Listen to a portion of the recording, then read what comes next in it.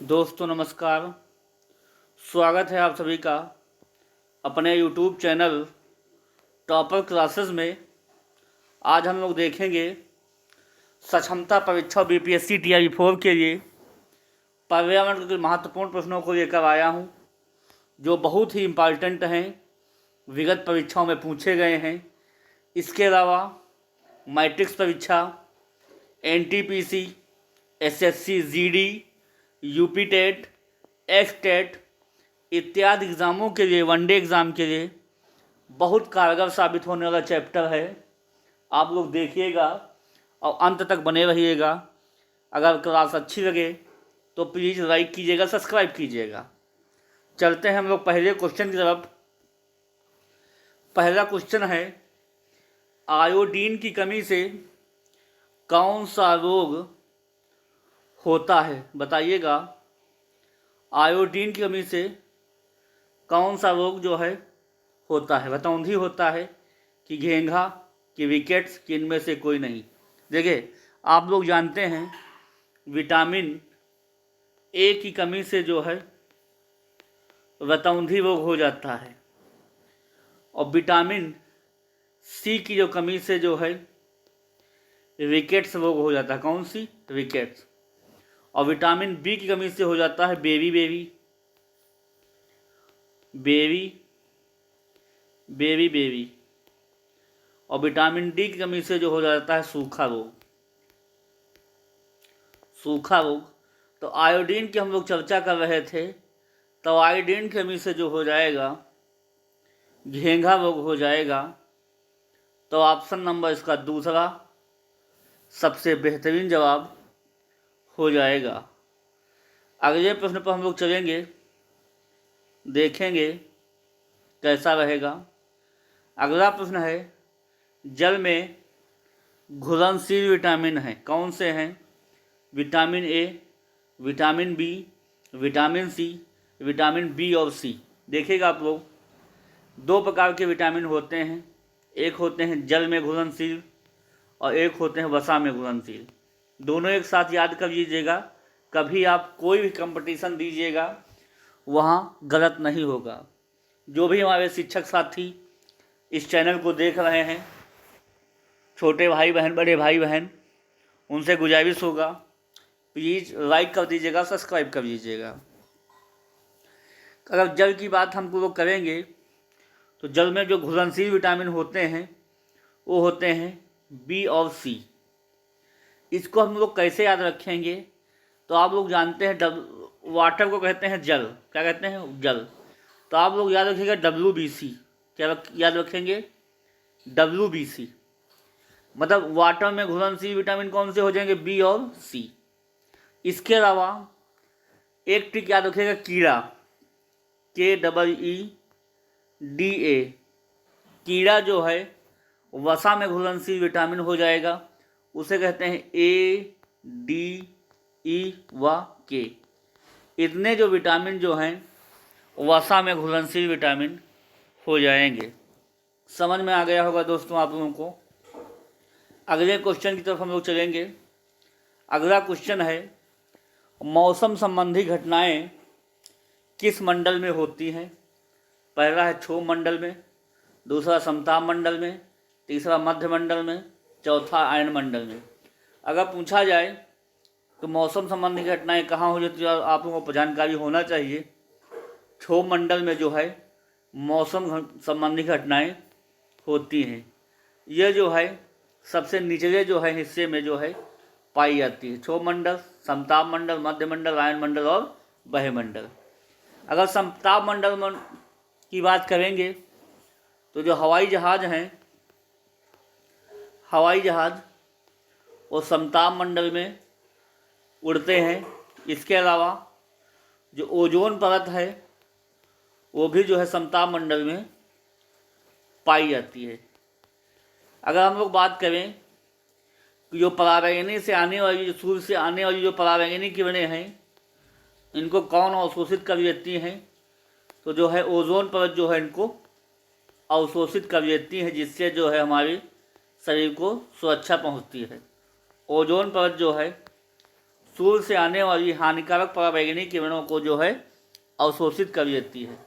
इसके अलावा कहा जाए ओजोन नापने की इकाई कौन सी होती है, तो ओजोन नापने की इकाई होती है डाप्सन इकाई। कौन सी होती है?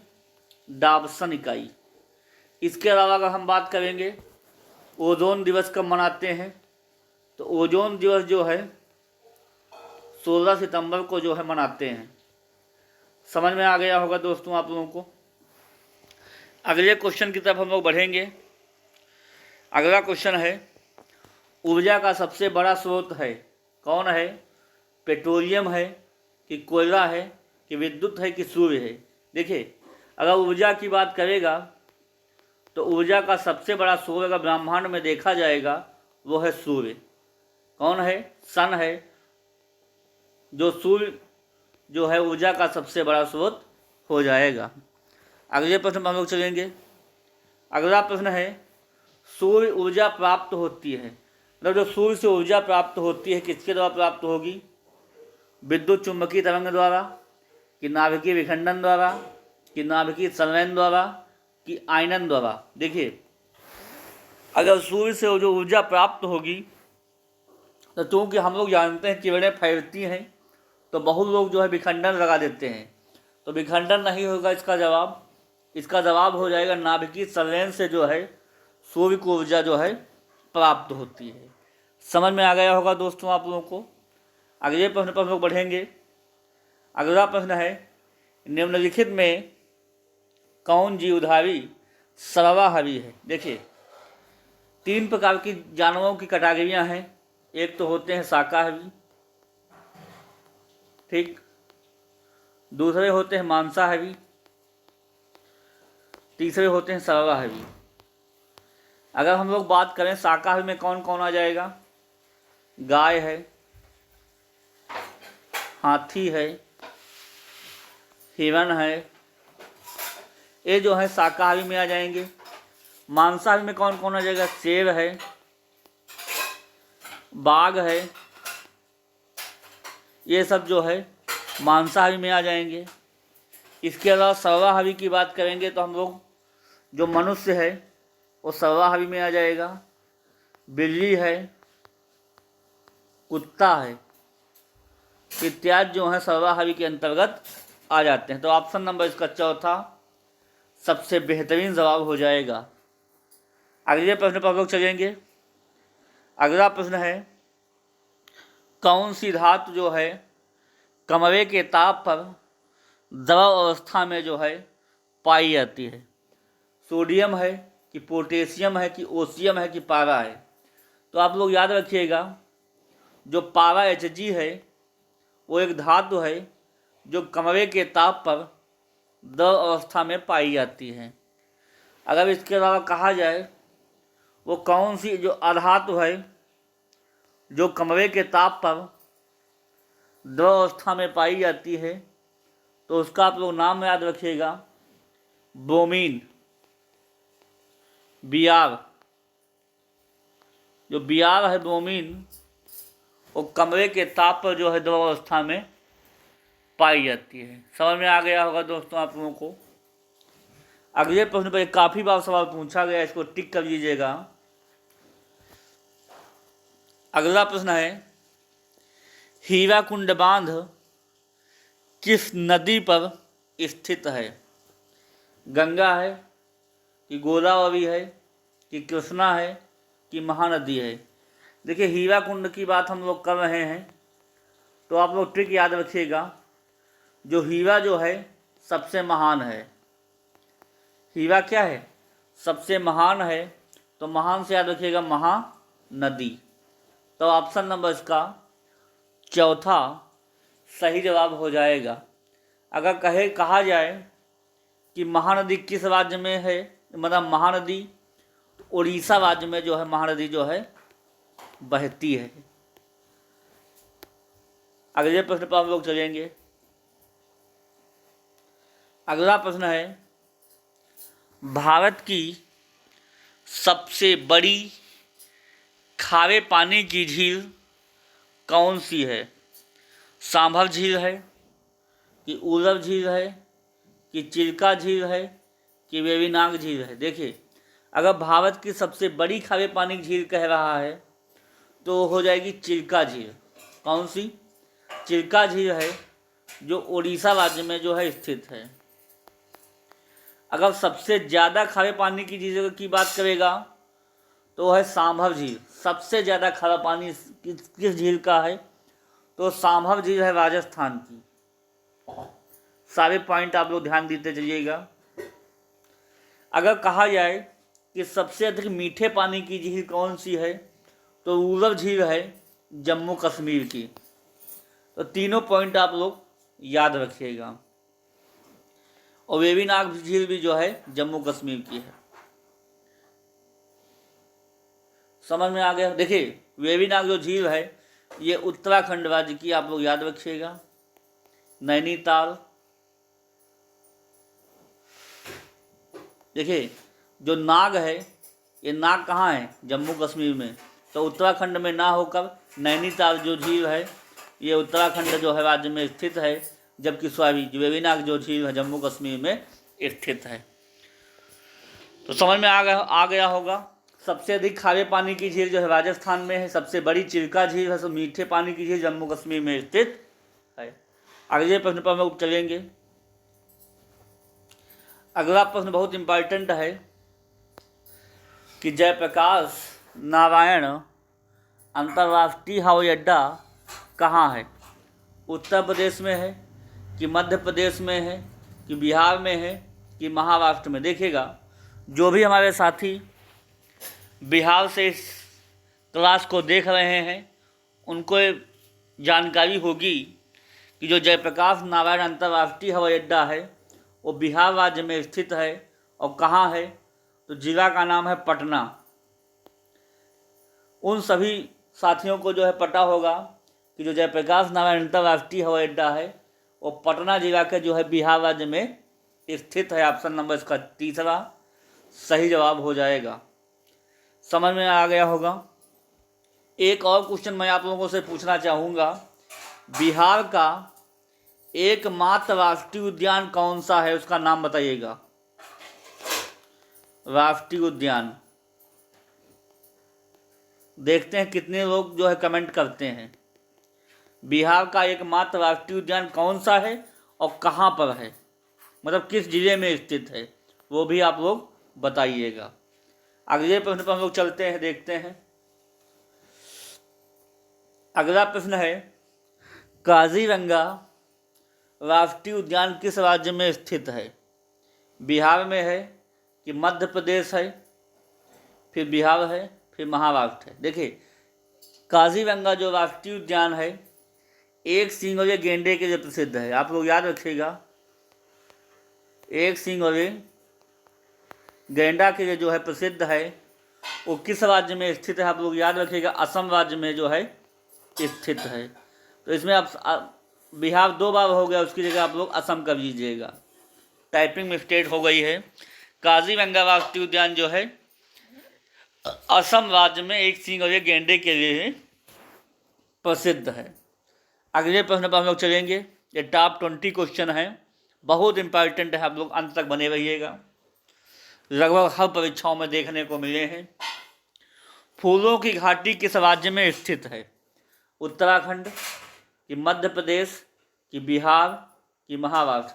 देखिए, 2 घाटियां हैं, एक है फूलों की घाटी और एक है शांत घाटी, और दोनों बहुत पूछी जाती। शांत घाटी का नाम एक है साइलेंट वैली। तो आप लोग जानते हैं कि फूलों की आवश्यकता सबसे ज़्यादा मंदिरों में होती है, और मंदिर सबसे ज़्यादा है उत्तराखंड में। तो फूलों की जो घाटी हो जाएगी वो हो जाएगी उत्तराखंड में, ऐसे आप लोग याद करिए। और शांत घाटी, हमको शांत कहाँ चाहिए? कहीं नदी किनारे, कहीं समुद्र के किनारे। तो शांत घाटी कहाँ हो जाएगा? केरल राज्य में स्थित हो जाएगा। तो फूलों की जो घाटी है उत्तराखंड राज्य में, जबकि शांत घाटी केरल राज्य में स्थित है। समझ में आ गया होगा दोस्तों आप लोगों को। अगले प्रश्न पर हम लोग बढ़ेंगे। अगला प्रश्न है, बहुत इंपॉर्टेंट है, अंगूरों की खेती करना कहलाता है सेरीकल्चर कि विटीकल्चर कि ओलेरीकल्चर कि वर्मी कल्चर। देखिए चारों के विकल्प बहुत बेहतरीन हैं। जो वर्मी कल्चर होता है वो केचुआ पालन होता है। क्या होता है? केचुआ पालन। ओलेरी कल्चर होता है जो है सब्जी पालन, सब्जी पालन। और विटी कल्चर जो होता है वो अंगूर की खेती करना विटी कल्चर जो है कहलाता है। ऑप्शन नंबर इसका दूसरा सही जवाब हो जाएगा। और सेरी कल्चर जब आ जाएगा तो सेरी होता है रेशम कीट पालन, रेशम कीट पालन। तो सारी बातें आप लोग याद रखिएगा, सब क्वेश्चन बेहतरीन हैं। तो ऑप्शन इसका दूसरा सही जवाब हो जाएगा। अगले प्रश्न पर हम लोग बढ़ेंगे। अगला प्रश्न है प्रेस की स्वतंत्रता किस अनुच्छेद में है? बहुत इंपॉर्टेंट सवाल है। प्रेस की स्वतंत्रता किस अनुच्छेद में है? अनुच्छेद 17, अनुच्छेद 18, अनुच्छेद 19, अनुच्छेद 20। चारों इसके ऑप्शन बेहतरीन है, एक एक क्लियर करते चलिएगा। अनुच्छेद जो 17 है अस्पृश्यता का अंत है, अस्पृश्यता का अंत, अनटचेबिलिटी रूल। अनुच्छेद 18 जो है उपाधियों का अंत है, उपाधियों का अंत। और अनुच्छेद 19 में जो कहा गया है वो प्रेस की स्वतंत्रता है, बोलने की स्वतंत्रता है। तो ऑप्शन इसका तीसरा अनुच्छेद 19 सही जवाब हो जाएगा। इसके अलावा अनुच्छेद 24 जो है कहा गया है कि 14 वर्ष से जो है कम उम्र के बच्चों से जो है काम नहीं करवाया जाएगा, काम नहीं करवाया जाएगा। ये जो है अनुच्छेद 24 में बताया गया है कि 14 वर्ष से जो कम बच्चे हैं उनसे काम नहीं करवाया जाएगा। समझ में आ गया होगा दोस्तों आप लोगों को। अगले प्रश्न पर हम लोग बढ़ेंगे। अगला प्रश्न है राष्ट्रीय खेल दिवस कब मनाया जाता है? तो जानते हैं आप लोग 2 अक्टूबर को जो होता है अहिंसा दिवस होता है, अहिंसा दिवस या कहें गांधी जयंती। इसके अलावा 15 अगस्त को होता स्वतंत्रता दिवस। इसके अलावा 29 अगस्त को जो है राष्ट्रीय खेल दिवस जो है मनाया जाता है। इस दिन जो है मेजर ध्यानचंद जी का जो है बर्थडे होता है, मेजर ध्यानचंद। और 8 सितंबर को जो है राष्ट्रीय साक्षरता दिवस जो है मनाया जाता है, राष्ट्रीय साक्षरता दिवस। समझ में आ गया होगा दोस्तों आप लोगों को। अगले प्रश्न पर हम लोग बढ़ेंगे। तो ऑप्शन नंबर इसका तीसरा सबसे बेहतरीन जवाब हो जाएगा। अगला प्रश्न है नाथुला दर्रा किस राज्य में स्थित है? तो बताइएगा इसका जवाब जो है नाथुला दर्रा किस राज्य में है? मणिपुर कि केरल कि महाराष्ट्र कि सिक्किम? नाथुला जो दर्रा है वो सिक्किम राज्य में स्थित है। अगर तुजू दर्रा की बात करेंगे तो जो तुजू दर्रा है वो मणिपुर में स्थित है। अगर पाल घाट दर्रा हम पूछेंगे तो पाल घाट जो है वो केरल राज्य में स्थित है। समझ में आ गया होगा दोस्तों आप लोगों को। तो नाथुला दर्रा सिक्किम में स्थित है। ऑप्शन नंबर चौथा सबसे बेहतरीन जवाब हो जाएगा। अगला प्रश्न है शेर शाह का मकबरा कहाँ स्थित है? बिहार में कि उत्तर प्रदेश के महाराष्ट्र की तमिलनाडु? जो भी लोग बिहार से इस क्लास को देख रहे हैं, बिहार राज्य से, उन सबको पता होगा। तो जो शेर शाह का मकबरा है वो सासाराम में स्थित है। और सासाराम कहाँ है? वो है बिहार राज्य में स्थित। तो ऑप्शन नंबर इसका पहला सही जवाब हो जाएगा। अगला प्रश्न है अजंता की गुफाएं किस राज्य में स्थित हैं? उड़ीसा है कि उत्तर प्रदेश है कि महाराष्ट्र है कि तमिलनाडु है? बहुत इंपॉर्टेंट क्वेश्चन है कि जो अजंता की गुफाएं हैं वो औरंगाबाद जिला में स्थित हैं। अब आप लोग कहेंगे औरंगाबाद कहाँ? कभी कभी जो है राज्य न दे करके सीधे जिले का नाम जो है आयोग दे देता है। तो जो औरंगाबाद है वो अजंता की गुफाएं महाराष्ट्र में पड़ जाएगा। तो ऑप्शन नंबर इसका तीसरा सही जवाब हो जाएगा। अगले प्रश्न पर हम बढ़ेंगे। अगला प्रश्न है भारत में पहली बार नियमित जनगणना किसके कार्यकाल में शुरू हुई? देखिए जनगणना दो प्रकार से स्टार्ट होती है। एक होती है लॉर्ड मेयो के कार्यकाल में और दूसरी होती है नियमित जनगणना। जो लॉर्ड मेयो के कार्यकाल में जनगणना स्टार्ट होती है वो 1872 में स्टार्ट होती है, और जो नियमित जनगणना है और विपिन के कार्यकाल में जो स्टार्ट होती है 1881 में। ये दोनों पॉइंट आप लोग याद रखिएगा। अगर पूछा जाए जनगणना किस सन में स्टार्ट होती तो 1872 मेयो के कार्यकाल में। अगर 10 की आधार पर पूछा जाएगा या 10 साल पर तो 1881 में विपिन का कार्यकाल में शुरू होती है। तो ऑप्शन नंबर इसका तीसरा सही जवाब हो जाएगा।